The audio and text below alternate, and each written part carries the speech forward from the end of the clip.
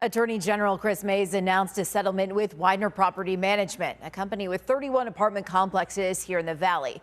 Mayes says Weidner worked with other landlords across the area to artificially raise the price of rentals at their properties. Mayes says Weidner and at least 7 other companies used a software company called RealPage to collude on pricing, effectively eliminating competition and raising rental prices across Phoenix and Tucson.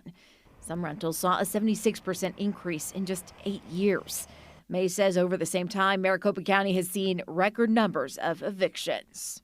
More than 83,000 evictions in a single year. That means that clearly the rent became just too damn high. Under the agreement, Weidner will pay $1 million to Wildfire. That's an Arizona nonprofit that provides rental assistance.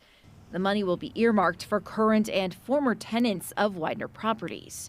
The company also agrees to avoid using anti-competitive practices, to renounce data sharing with competitors in the industry, and to ensure compliance by giving annual reports to the Attorney General's office about their business practices. Arizona renters deserve a housing market that actually competes, one where landlords are fighting for their renters' business, not coordinating with each other to extract as much money as possible from those renters.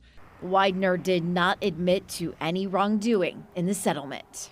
As part of the agreement, the Attorney General is dropping her lawsuit against Weidner, but she says she is still pursuing claims against other defendants in the case. I'm on your side's Susan Campbell.